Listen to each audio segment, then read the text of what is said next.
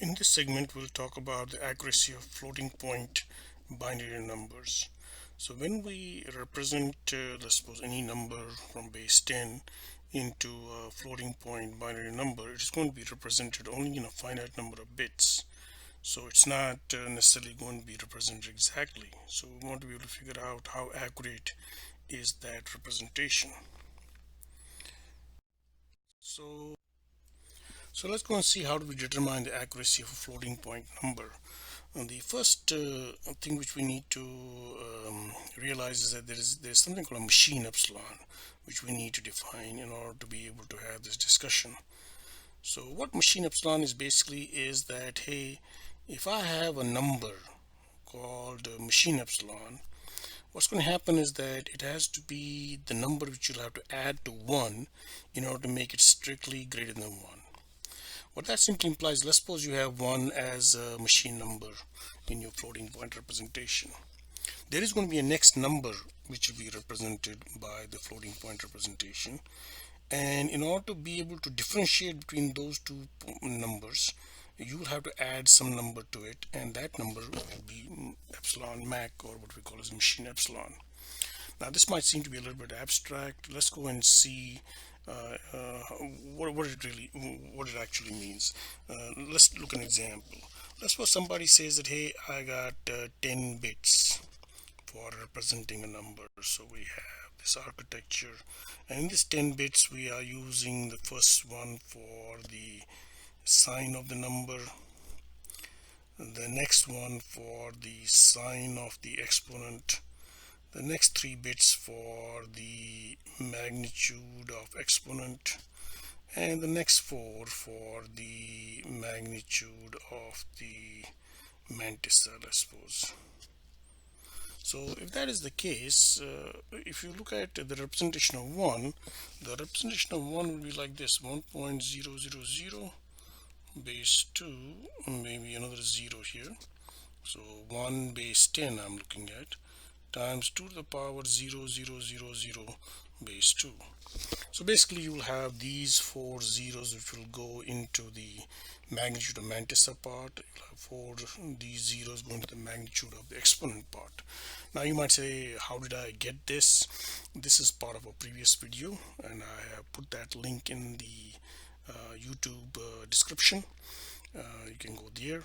I'm just not trying to I'm trying to keep this video as short as possible, so that we can concentrate on the concept of machine epsilon and the accuracy of floating point numbers. But you're more than glad to you're more than welcome to go to the previous videos to see that how we went from here to here.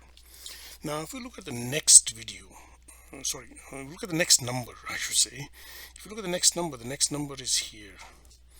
That's the next number, because I'm basically putting 1 in the last place for the mantissa and keeping everything else the same. So the question is that, hey, what is this number? And that's what's going to allow me to find out what the machine epsilon is, because that's the next number. So what is 1.001 base 2 times 2 to the power 0.000 base 2? It's equal to 1 times 2 to the power 0 plus 1 times 2 to the power minus 4, because I get 1 here. That's 1 times 2 to the power 0. No contribution from these 3 guys right here. And then from this last one, this is 2 to the power minus 4, because this is 2 to the power minus 1, this is 2 to the power minus 2, this is 2 to the power minus 3, so this gives me 2 to the power minus 4 times 2 to the power 0. And this number here, when you do the calculation, gives 1.0625 base 10. So it is the difference between this number and this number right here, which is the machine epsilon, because that's the next number which is available to me in the format which I am calculating. So the machine epsilon will be 1.0625, right, minus 1, and that number will give me 0.0625 base 10 will be my machine epsilon. Now there's another way to find the machine epsilon. What you can do is you can find machine epsilon by this definition as well. It's 2 to the power minus the number of bits used for mantissa. So if you know the number of bits which you're using for Mantissa, you don't have to go through this whole procedure in order to find machine epsilon. I went through the procedure because I wanted to show you, hey, what is the next number available after 1. So you can just directly calculate it by this thing. Since we have 4 bits for the Mantissa for this particular architecture which we talked about, you will get 0.0625. So that's how we calculate the machine epsilon. So now you might say, hey, this is very good that we are able to find out the machine epsilon. So what is the purpose of machine epsilon? And that's something which we'll do through an example in the next slide. So what is the significance of machine epsilon for a student, especially in an introductory course in numerical methods, a person especially who's not a computer science major? What we are trying to do is that whenever we're going to represent a number in floating point number format, it is not going to be exact. So in most cases, so let's suppose we have a number x and it gets represented as y because it's not getting represented exactly. Then what machine epsilon is basically telling us that the relative true error, this is the relative true error, guys. This is the absolute relative true error, because what is this? This is the exact number minus the approximate number divided by the exact number. That's the definition of the relative true error, absolute relative true error. And you will always find it to be less than machine epsilon. So that's the beauty of the understanding about the machine epsilon business.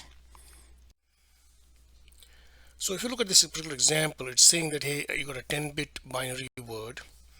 First bit is for the sign of the number, second one is for the sign of the exponent, next 4 bits are for the magnitude of the exponent, last 4 bits are for the magnitude of the mantissa. So we'll have 1, 2, then we'll have a group of 4 bits, then another group of 4 bits.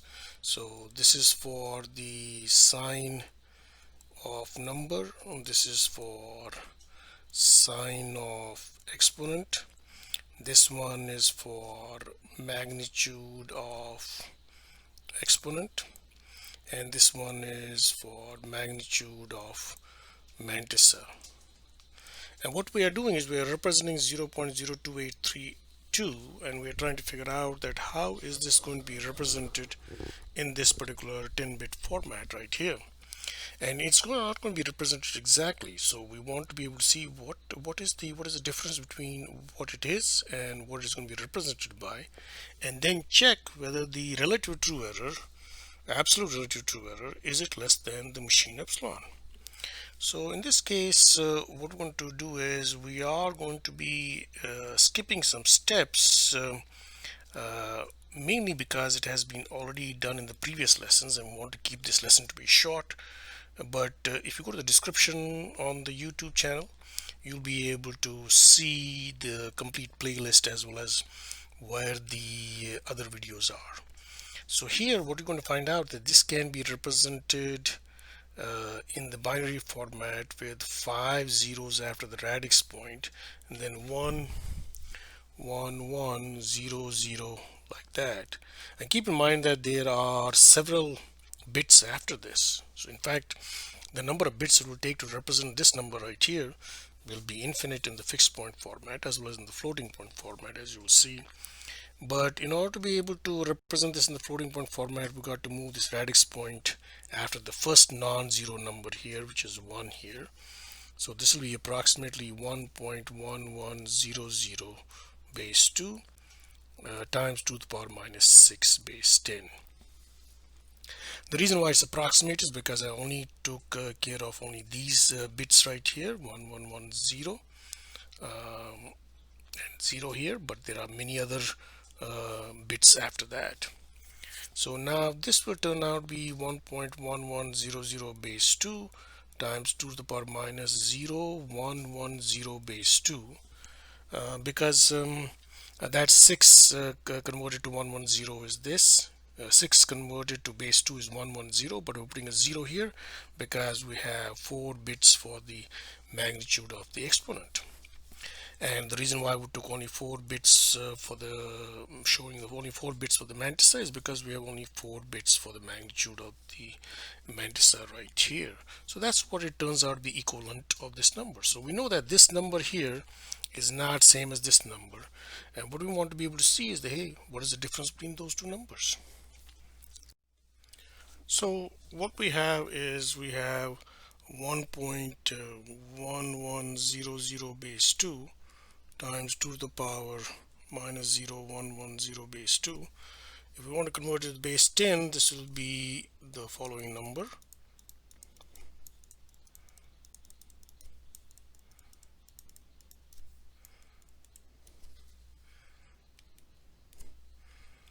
So here we have 1 which is coming from here, and then this, after the radix point, we have non-zero numbers right here at the 2 to the power minus 1 place and 2 to the power minus 2 place.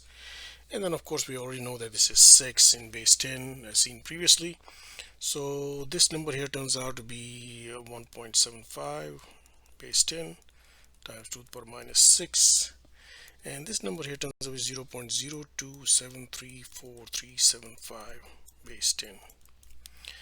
Now of course what you're finding out here is that this number is not same as the number which we started with. We started with this number here, and it gets represented as, I shouldn't say approximately here, it gets represented as 0.0273437. So there is a difference between what the actual number was and what we get as the number which is represented. So in this case, if we want to look at what is the true error, absolute true error, it will be the exact value, which is this, minus the approximate value divided by the exact value, and this number here turns out to be equal to 0.034472. And you can clearly see that this is less than it is less than the machine epsilon, and the machine epsilon is nothing but 2 to the power minus 4, which is 0.0625. So what you're finding out here is that the number did get represented. It got represented approximately, and when I wanted to calculate what the relative true error will be on it, it turns out to be a certain number, and it turns out to be strictly less than the machine epsilon of that particular architecture. So any number which can be represented in this format will always have a relative true error which will be less than 0.0625. So you have confidence in how the number is getting represented, that hey, no matter what number it is, I don't have to worry about what will be the maximum possible relative true error in representation. It'll be less than 0.0625 in this case. And that's what the beauty of the machine epsilon is. And that's the end of this segment.